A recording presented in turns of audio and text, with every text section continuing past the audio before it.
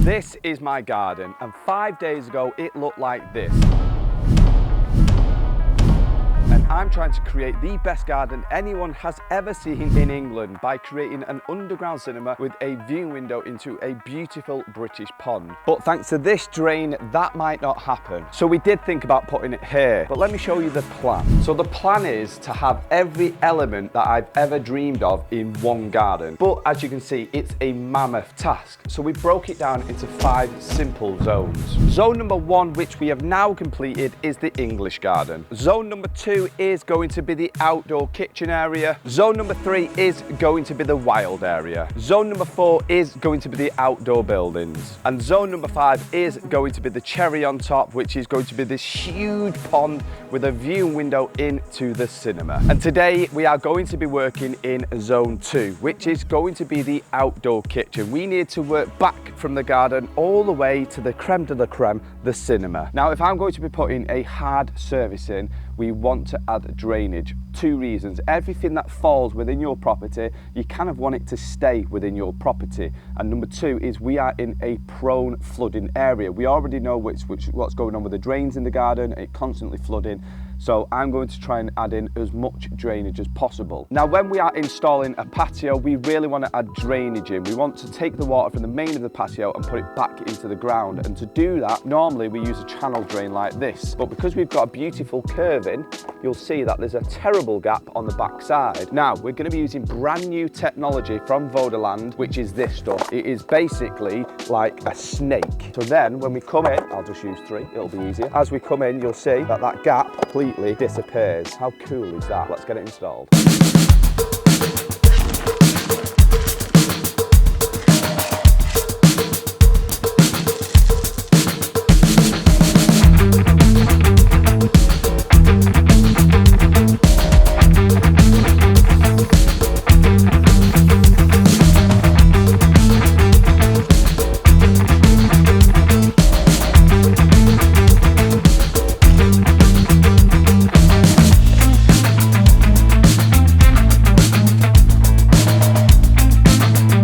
Now we've dug our trench for our drains to sit in. Now this is brand new technology from Vodaland, and like you can see, it is extremely wavy. So what we're going to do is, once we've got the MLT in, we're going to get a mix on and we're going to start to fit it in like so. And as you can see, it fits absolutely beautifully against the edging like so. With standard channel drains, the straight ones, you'd never get it. You'd have to spend all day trying to cut them and shape them into that beautiful curve. Now, the reason we want to put the drains in, we're putting a hard surface in. We want all the water to flow off here into the soakaway, or should we say the dry well. So what we are going to do is we're going to put the dry well essentially here. And let me show you what a dry well does. Now, this is a dry well. I'm going to show you how it works. Now, I have done one of these before in the Colin Furze video. And essentially, what it is a chamber that you put together like so. I'm going to show you now. It goes together pretty quick. You just fit that in there like so. Oh. There we go. And then they clip in on the top there. You can put another one in, slide it in like so, fiddling it in, and then it clips in up here to lock it in place like so. Let me go to the last one, which is a double bubble, 2 at once. Oh, come on, you bugger. Clips in there, and then this one. We have to do it, is it that way? Put it in like that. There we go. That'll clip in like so. There we have it. And then this bad boy goes on top and it locks in. There we go.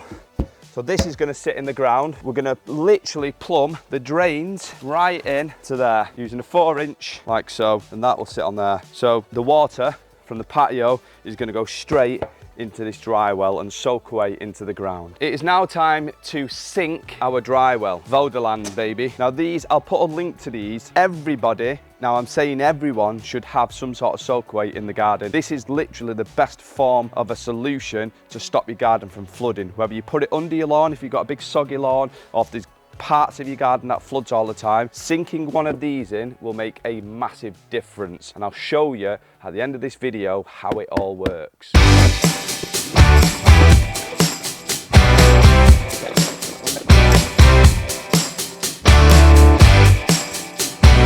Our hole is dug. We have dug a hole. I'm going to jump in it. See you tomorrow. Oh, whoa, look how soft it is. Wow, that's worrying. Very worrying. You might have to get rid of the digger. There's some pea gravel around there. We have a hole. It's a couple of things, what's a positive and a negative for when we dig our cinema room is we know we can dig, and for some reason, there's no water here. Now, I don't know if you remember the other day when we dug our holes for our post, even a foot deep, there was water in them, which doesn't make sense because there's no water here.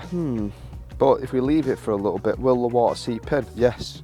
Yes, it will, because right there, you can see it. You can see it weeping. So what we're going to do, just because it's so soft at the bottom, we're going to bang a load of type 3 MOT. So the difference between type 1 and type 3, as it goes to type 2, type 3, it has less fines in it, so it becomes more porous. So we're going to get some MOT in the bottom. We're going to give it a bit of a stomping down just to firm it up a little bit. Then we're going to put the drain in, but to compensate everything, because if this sinks over time, and we connect it all up, it'll pull all the drains in and then there'll be a dip. So when I put my pipe in, I'm gonna put my pipe in, put holes in the pipe so it acts as a sleeve. So I'll connect my 4-inch up to the channel drains and leave it loose inside there. So if that ever sinks, then it doesn't move. So it acts like a sleeve so it can move up and down. How did I think of that? I'm just a genius. Someone give us a hand.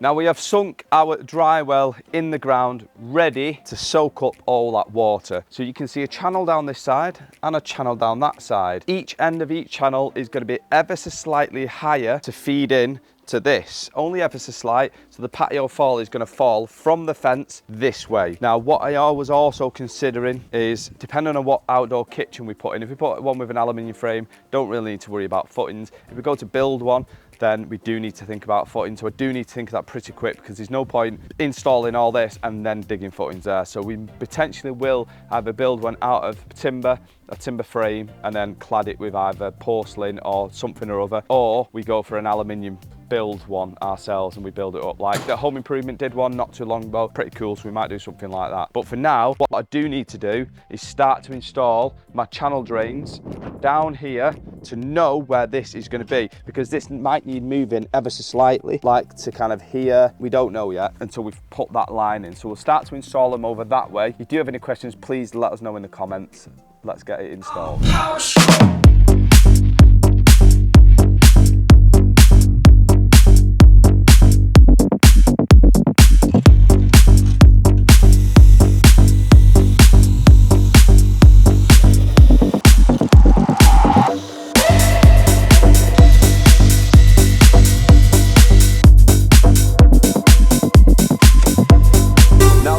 Channel drains are absolutely incredible. So you can literally snake them anywhere. And to put them in, we have a flat piece on here with an end cap, which I'm going to grab now. So these are all the little accessory kits. So these clip on the end like so. Perfect. Is it clicked in? Yeah, it is. Yeah, it is. So that'll go against the wall. And then to put them in, literally put them in like that. And then they just clip in. Like that. How simple is that? So that'll go now against this edge up here, and it'll fit against there perfectly. So as we'll build them up with mix, we just clip them in like so, like that, and then clip it in. There you go. And it will create the perfect curve drainage system. And it shouldn't actually take that long to install. I've said the bloody magic words, it's going to take forever. How to make a perfect mix? Well, we'll know if it's perfect after this.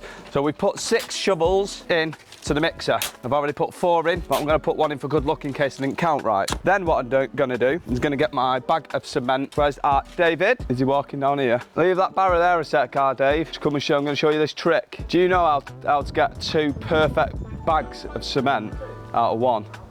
You don't? Do you not know? I'm going to show you tricks. You put your spade down here. You're probably thinking, why am I putting a spade down there? Confused, aren't you? Watch. Ready? Right. There we go. Gonna slice it in half like so, and then you lift it up. Now, albeit, normally, we use different bags. That trick don't work with paper ones. Nearly did though, didn't it? Only works with plastic ones. Well, we kind of still worked. We'll have a look now. Oh. There we go. Then we turn it, put a bit of water in, big splash at the back. Then we turn her on.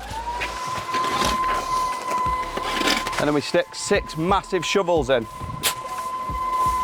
They're not very big, so I'm going to put one extra because these aren't very, normally it's shovels, and my shovels lost and found. Never stick your spade in a mixer. You see me doing it because I'm a semi-trained professional. I'll leave that mixing for 5.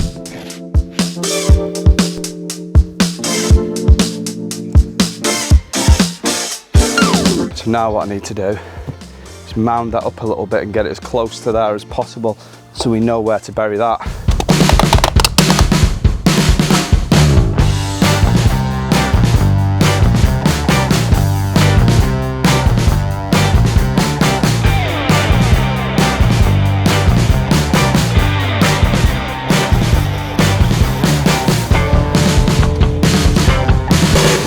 On the agenda is concreting it in. We're going to concrete it in, but before we do that, I'm just going to get this old whacker. Now, it's going to settle over time. So what I'm going to do is I'm going to CT1 this to the bottom, like so, but I'm not going to CT1 that into there. So then that's got movement to be able to move up and down if it ever moves. The concrete will never move, but because this, obviously, we've disturbed loads of ground, so it might settle a couple of mil.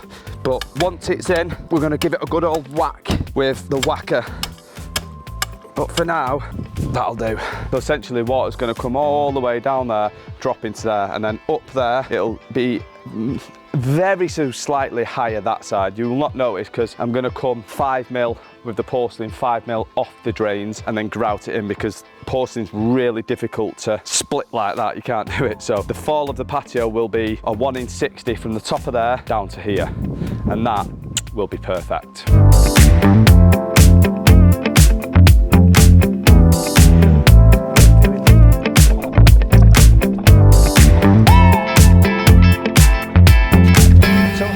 Design a garden like this one. Well, my good friend Sadiq actually did it for me, and his details will be in the description below. Some of you may know Sadiq. We surprised him with the driveway. When was it, Jack? 6-7 weeks ago? Probably a bit longer. And he normally does house designs, not gardens. So I asked him to kind of give it a go for my garden, and he's created this incredible design. So he started to do them. He's done a fair few for people now. He's charging an extraordinary cheap price at 250 quid. So if you want to get your garden designed by Sadiq, his details will be in the description below. So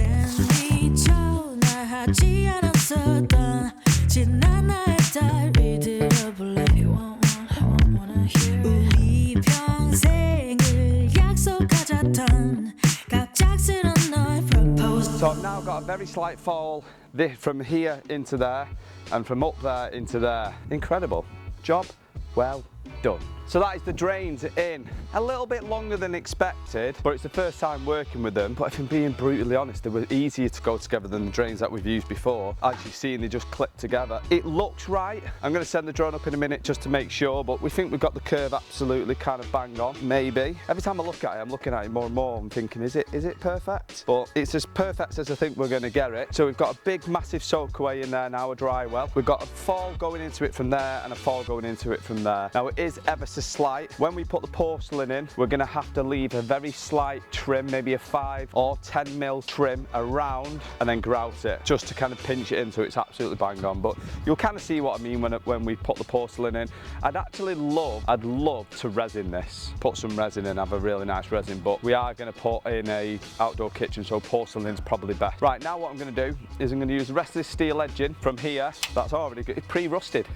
one I made earlier, guys. And then we're going to put in a path like here to kind of match up with this one, and then we can stone the paths up. So I'm probably going to bring the path to about here, and then going to pinch it off to the corner, so we've got a nice kind of pathway around there. And we also need United Utilities to dig that, which put my levels away now, but you can kind of see the lower, how high this is compared to the finished height here. So we've kind of done it so everything ideally is lower than the building, because what happened before is the building was the lowest part of the garden. So when the garden flooded, it obviously worked its way to the lowest part, which was the building.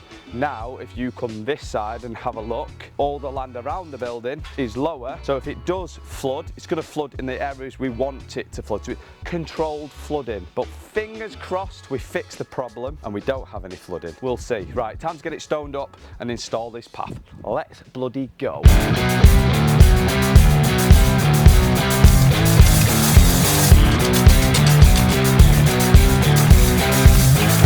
Outdoor kitchen fully prepped. I say fully prepped, we need to whack it, but I don't want to whack it until all the concrete's gone off for the drainage. I'm super proud of what we've achieved today. Dave's never done a dry well before. I've done, I don't know, I've not done many, I've probably done about 6 in my life, maybe 7. So essentially now all the water from this patio is going to drain into my own land and soak away. So we're putting no more excess water into all the local drains. Tomorrow's job is going to be completing zone number 3, which is the wildlife area. Stay tuned, bye for now. Now YouTube is telling you that you should watch this video, and if you don't do what YouTube does, that's bad. Go watch it.